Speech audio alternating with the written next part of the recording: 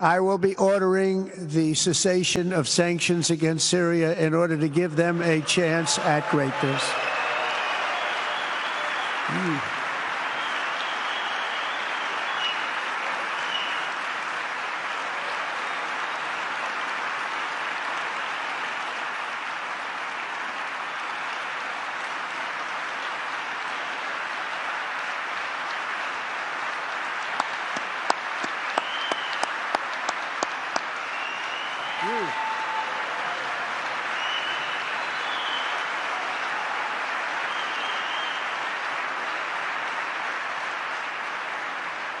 И ущерб себе же делают многие вещи. Кажется, что не будут того-то и того-то не будут делать точно, потому что это им вредит. Но делают же придурки. Вы извините, пожалуйста.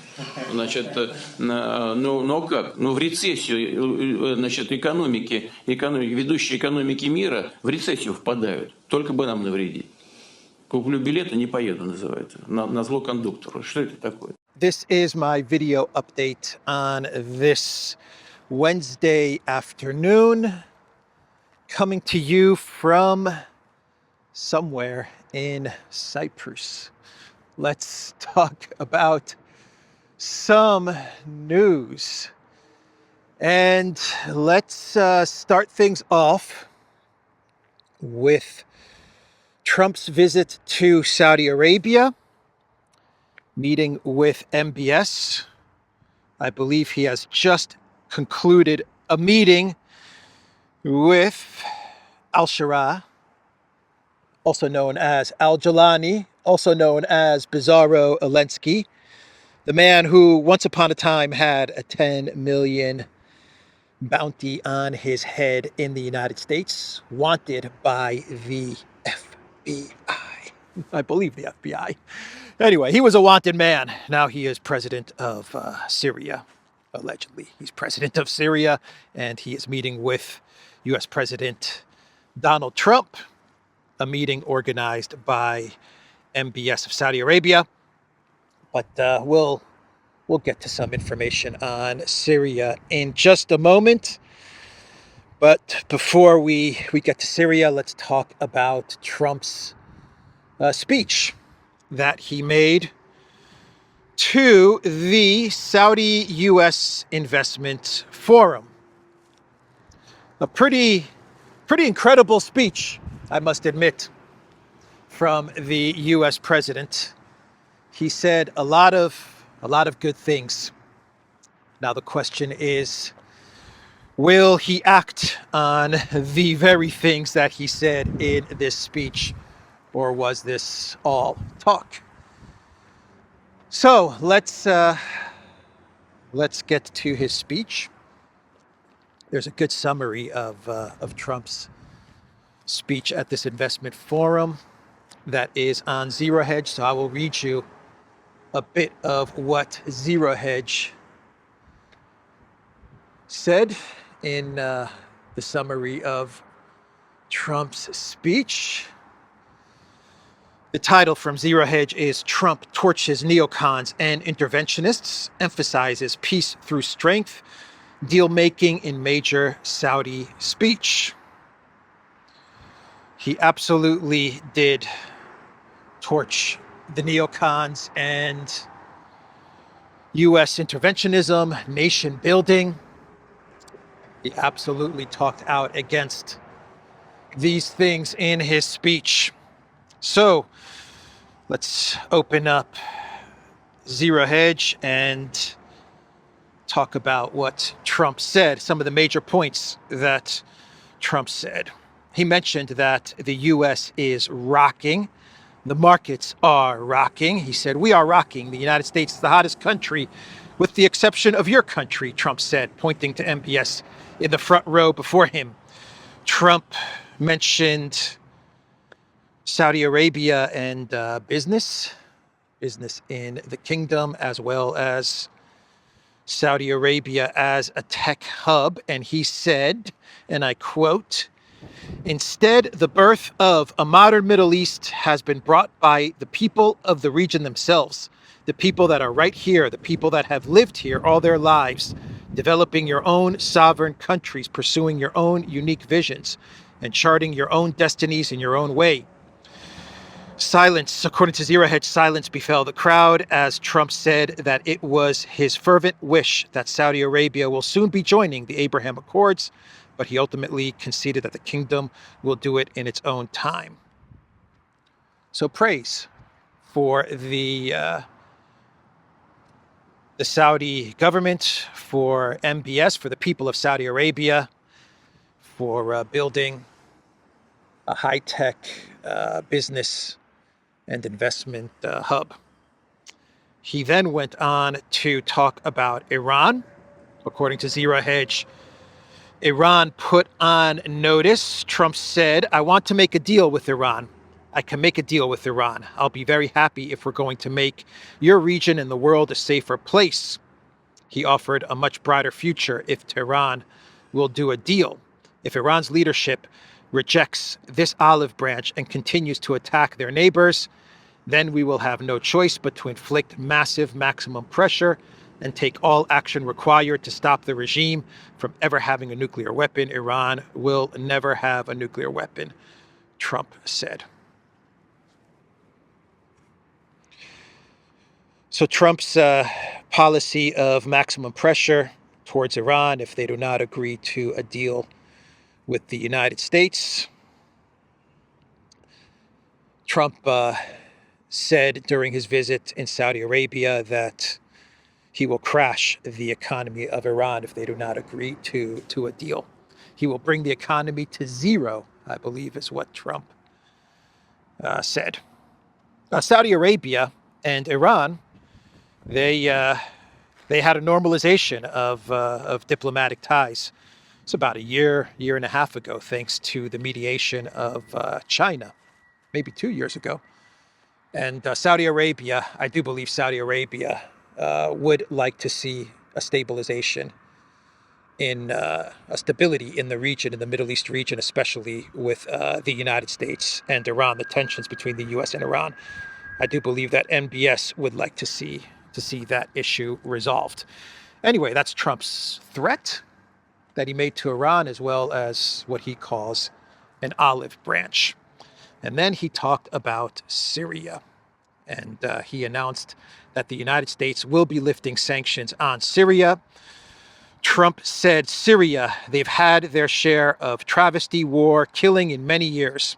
That's why my administration has already taken the first steps towards restoring normal relations between the United States and Syria for the first time in more than a decade. The sanctions were brutal and crippling and served as an important function, nevertheless, at the time. But now it's their time to shine, he added. So I say, good luck, Syria. Show us something very special. Everyone has mixed feelings. Most everyone has mixed feelings about lifting the sanctions on Syria. It's good, absolutely very good for the people of Syria that they have now had these brutal sanctions lifted. I believe they were called the Caesar sanctions, of which Mike Pompeo, who was Trump's Secretary of State, was very proud of the Caesar sanctions that he helped push onto Syria. Terrible sanctions from the United States when Bashar al-Assad was in power in Syria. A brutal war, as Trump calls it, that was waged against Syria by the United States, as well as Saudi Arabia, as well as Turkey, as well as Israel. That was the brutal war that was waged against Syria over 10 plus years ago. Way over 10 years ago. And so now that Al-Qaeda is in charge, with Turkey in back of Al-Qaeda, now that they are in charge of Syria after the coup d'etat, the U.S. has a piece of Syria, Israel has a piece of Syria, Turkey has a piece of Syria, and Al-Qaeda has Damascus and a piece of Syria, with Erdogan pulling the strings of Al-Golani. Now the U.S. is ready to lift sanctions and give Syria a chance. The price that Syria had to pay, that the Syrian people had to pay in order to have these brutal sanctions lifted, was that they had to have their country destroyed, taken over by Al-Qaeda, broken apart, and Assad in Russia. Trump did not mention that HTS Al-Golani were massacring Christians, Alawites, and Druze a couple of weeks ago. He did not mention that. Anyway, it's mixed feelings. It's good for the people of Syria that they finally have these sanctions lifted. Unfortunately, they had to pay a very heavy price. The people of Syria had to pay a very, very heavy price. And something tells me Syria's not out of the woods just yet. Anyway, that was Trump's statement on Syria. He then went on to trash the neocons. Trump trashing the neocons. Neocons like Kellogg, Waltz, Rubio. He has a lot of neocons in his administration, and they're causing all kinds of trouble, especially when it comes to Project Ukraine. But anyway, this is what Zero Hedge says, blasted neocons and liberal interventionists. Trump said, quote, "In the end, the so-called nation builders wrecked far more nations than they built, and the interventionists were intervening in complex societies they did not understand. The gleaming marvels in Riyadh and Abu Dhabi were not created by the so-called nation builders, neocons, or liberal nonprofits, like those who spent trillions failing to develop Kabul and Baghdad." Trump's criticism of the neocons. On Gaza and Yemen, Trump said the people of Gaza deserve a much better future, but that will or can not occur as long as their leaders choose to kidnap, torture, and target innocent men, women, and children for political ends. Trump also proclaimed that he ordered the cessation of U.S. Houthi hostilities in the Red Sea after the Pentagon flexed its military might. Okay, we know the truth about what happened in Yemen. I talked about it yesterday. A New York Times article detailed why Trump had to pull back from Yemen. As far as Gaza is concerned, Trump absolutely has the power and the influence to put an end to the blockade in Gaza and to push for a two-state solution. If he wants to do that, he can absolutely do that. And that was Trump's speech to the Saudi-U.S. Investment Forum. It really was a remarkable speech, but it has left many people wondering if Trump meant everything that he said in this speech. So let's move on. Let's move on and talk about Macron on French television. Macron is on French TV. He was on French TV. The first thing I want to say before I talk about what Macron said on French TV, I just want to say that, and I'm absolutely positive that I'm speaking on behalf of everyone that is watching this video.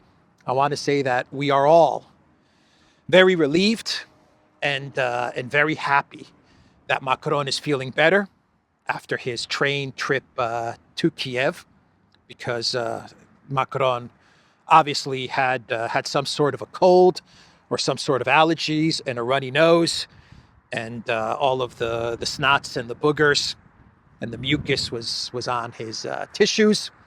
And anyway, let's not get into it. Let's not rehash everything that happened on that train in Kiev. Let's just all say that we're happy that it looks like the cold and the runny nose, that it has gone away for Macron. He looks like he's gotten over his runny nose issues, and no tissues on the table as he was speaking to French television.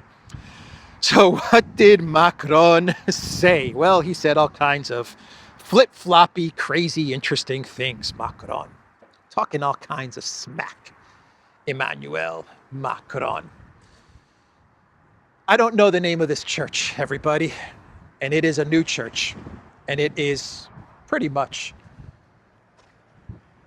not in the middle of nowhere, but right off the highway. Nicosia is about 40 minutes that way. Limassol is about 20 minutes, 25 minutes that way. Oh, looks like there's some alarm going off. Anyway,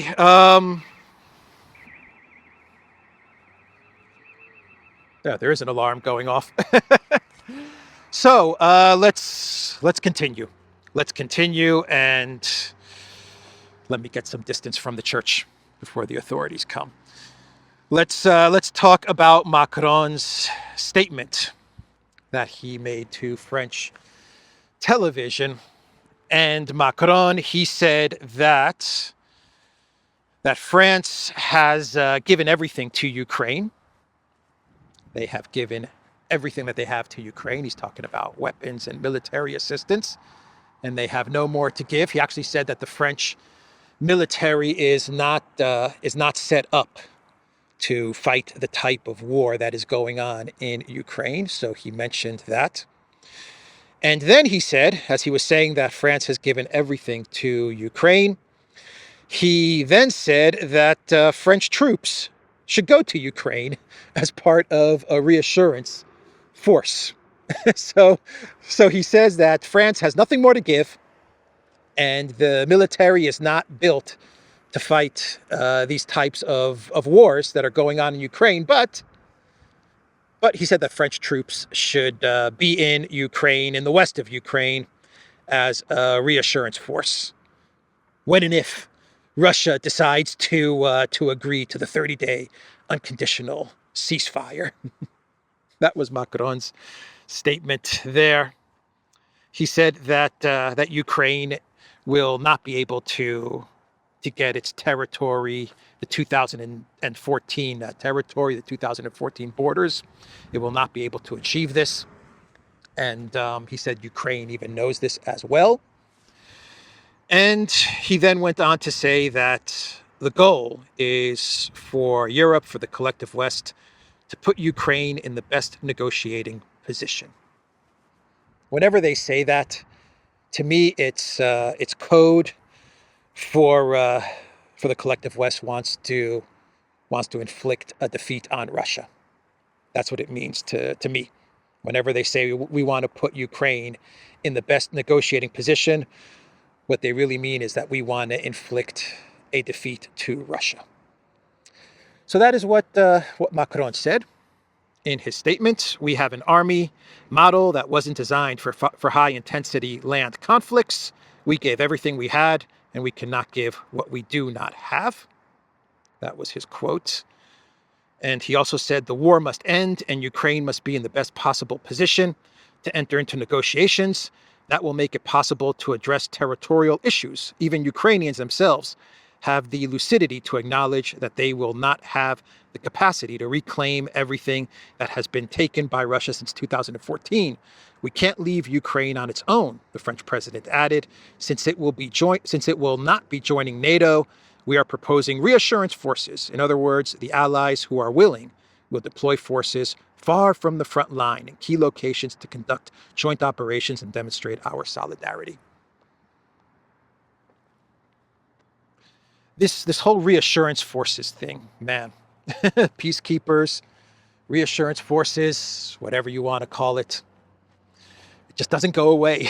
This thing just does not go away. Unbelievable, man. Unbelievable. Right when you think we're done with peacekeepers and reassurance forces, which I thought we were a couple of weeks ago, I thought this idea had died. Nope, it's back again. It is back again. So that's what Macron said on French television. His buddy, Chancellor Merz, the man who likes to enjoy his drinks stirred. He likes to stir up his drinks, water, cocktails, martinis. It doesn't matter. Doesn't matter. Whatever drink Merz has in front of him, he likes to stir it up. He said that there are going to be massive, according to Reuters, massive EU sanctions on Russia.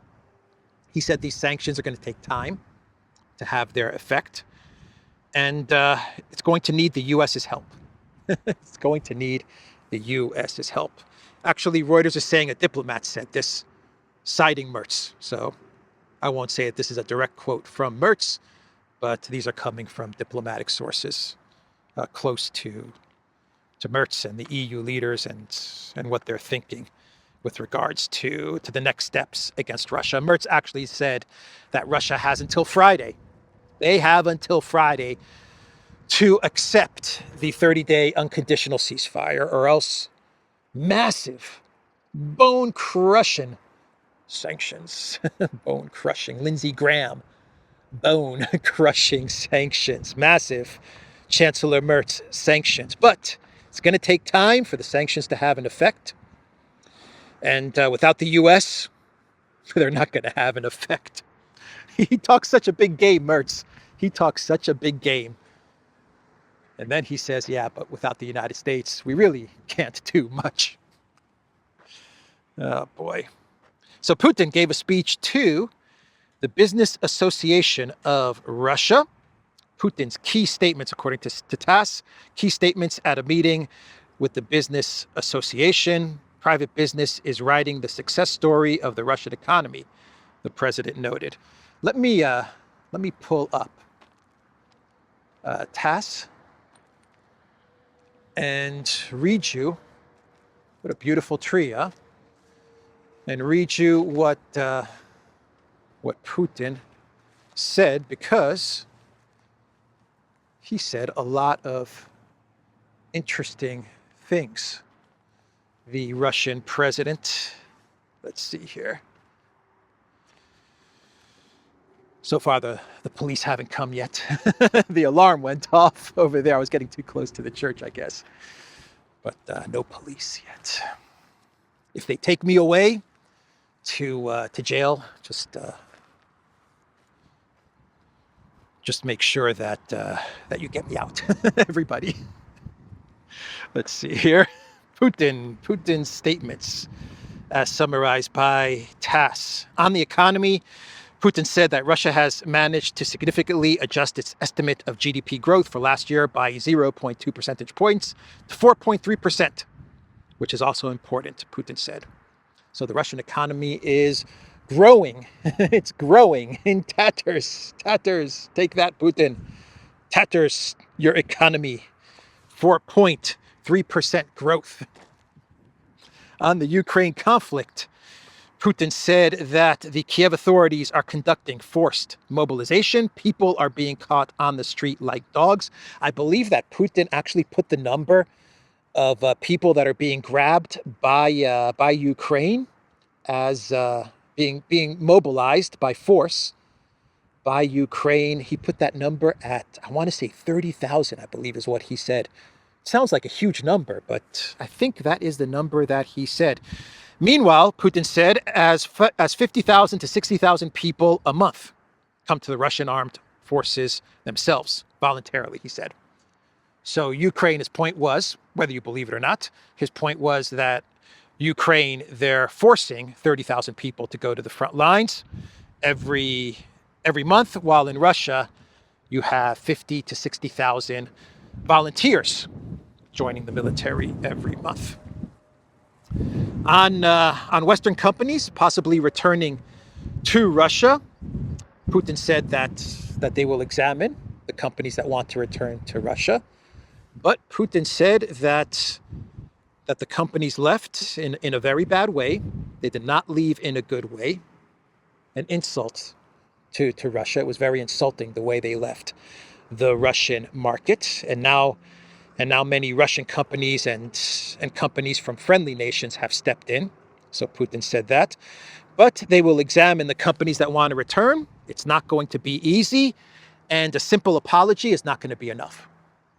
Companies are not just going to be able to say, we're sorry, please forgive us. now let us back into the Russian market. That's not the way it's going to work. Putin stressed that apologies from Western brands will not be enough to return to Russia. We must definitely look at all these issues from a pragmatic point of view, he said. And on the threat of sanctions, Putin said that we must not be afraid. Whoever starts to be afraid will immediately lose everything, the president said. The world's largest economies are sliding into a recession just to harm Russia, he noted. And then Putin said the line that everyone is talking about. He said, and I quote, a lot of what they're doing hurts them. It seems that they wouldn't do certain things because it harms their interests, but they do it anyway. Dim-witted. Oh, excuse me, please, the president said. Now, this is a TASS translation. Actually, the translation that I've seen on the interwebs is they do it anyway, idiots. And then he said, oh, excuse me, please. That, I think, is the proper translation. I believe that TASS, the Russian news agency, is trying to be polite as as they give us this translation. Dim-witted. No, Putin said, from my understanding of things, he said they're idiots. They're ready to harm themselves in order to try and harm us. The coyote trying to catch the roadrunner. One of these days, we will get that roadrunner. I will get that roadrunner one of these days. Beep, beep. Okay, an update on Istanbul, the Istanbul meeting, which is going to take place tomorrow, according to Trump. Rubio will also be joining Kellogg and Witkoff. That is not a good development because Rubio is aligned with Witkoff, with Kellogg against Witkoff.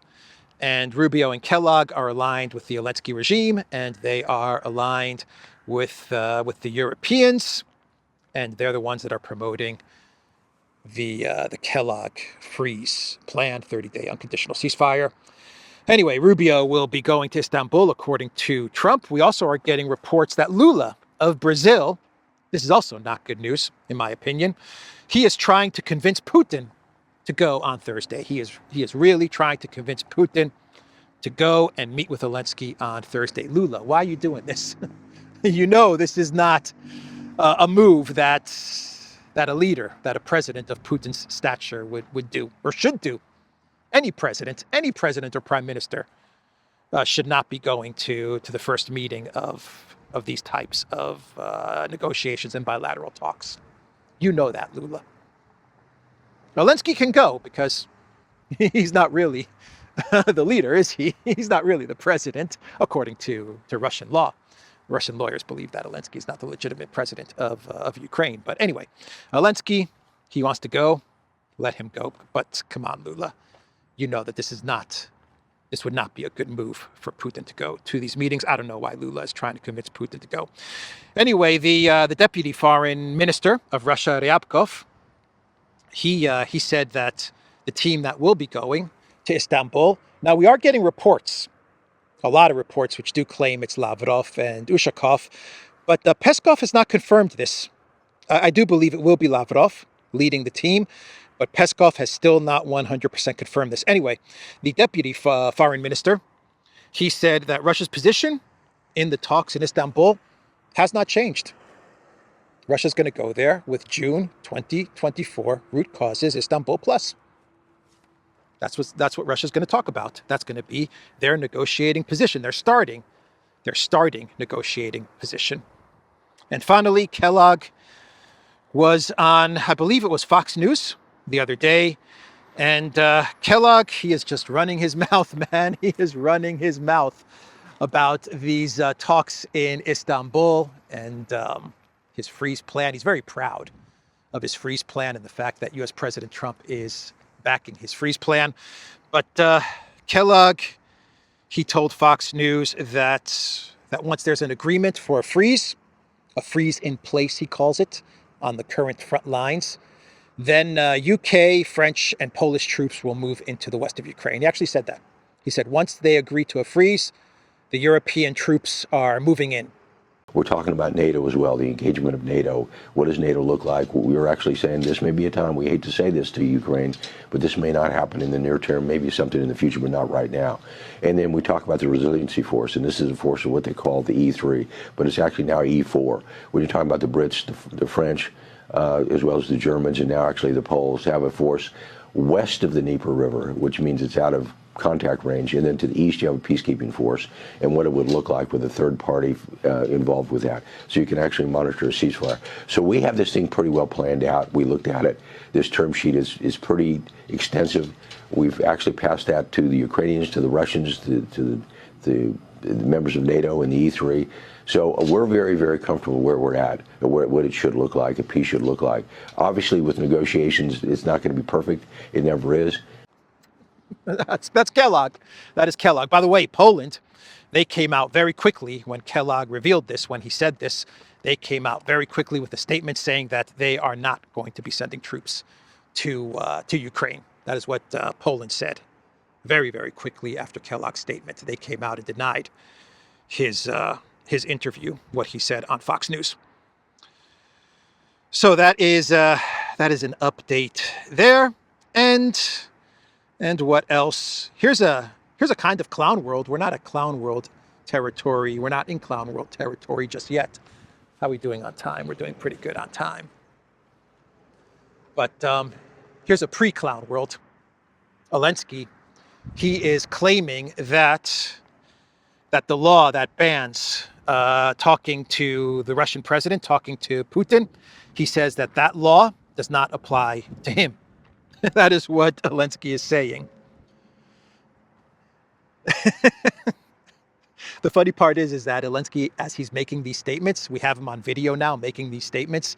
Yeah. There's a law, there's a decree banning negotiations with Russia and with Putin, but that law, that decree does not apply to me, he said. It does not apply to me. Volodymyr Zelensky. It does not apply to me, right, Podolyak?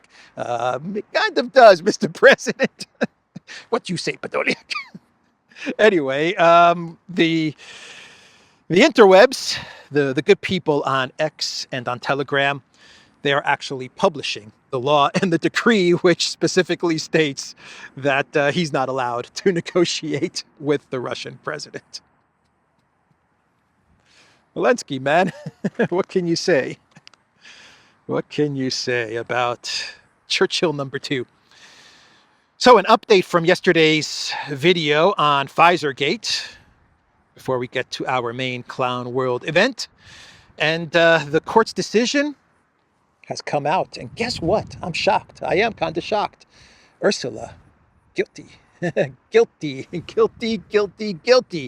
She must now release the text messages, the communication via text that she was having with the CEO of Pfizer, as they were making the big deals for jabs for the entire European Union. According to disclosed.tv, just in, European Court of Justice has ruled that the EU Commission violated transparency rules by not granting access to the text messages between Ursula von der Leyen and Pfizer. Oh, guilty. Oh. Now they can appeal this, so we're not at the end of this just yet. The Commission, Ursula, she can appeal this decision, and maybe that will be her way out of this. I don't know how long the appeal process takes in European Union courts, but anyway, a shocking decision. The European Union Court has found Ursula guilty, covering up the text messages that she exchanged with Pfizer. And this lawsuit, I believe this lawsuit was brought up by the New York Times, I believe, which is also kind of shocking that the New York Times is going after these text messages between Ursula and what's the dude's name? Is it Burla? Is that his name? The CEO of the big pharma company. A lot of money in these deals. A lot of family conflicts of interest as well when you dig into what was going on. And I just wonder if all of these games were possibly possibly going on between the EU Commission and Big Pharma. I wonder what is going on between the Commission and Project Ukraine and the MIC. Just a thought. Just a thought. Let's get into clown world territory. And let's start off with Lithuania's former president. What's her name? Dalia Grybauskaitė. Grybauskaitė.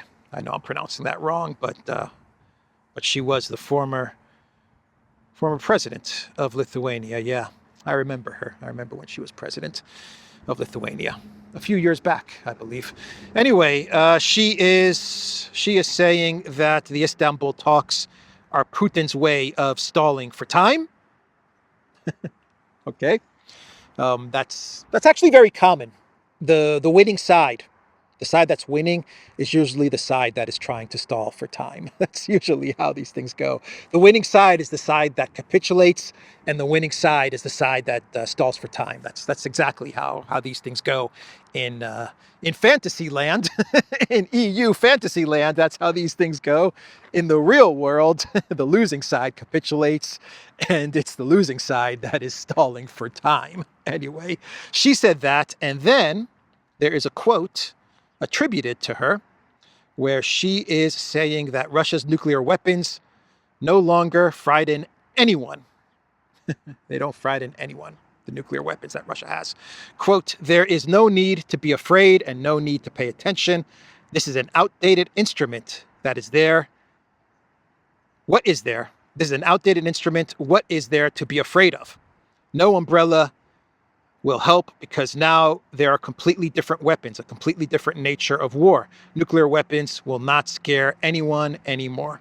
Well, there are new weapons. It's called the Orezhnik. There is a new weapon in town. That is true. It's called the Orezhnik. And as far as the nuclear weapons go, well, I guess she's saying that Lithuania, the Baltic nations, the EU, they have nothing to worry about.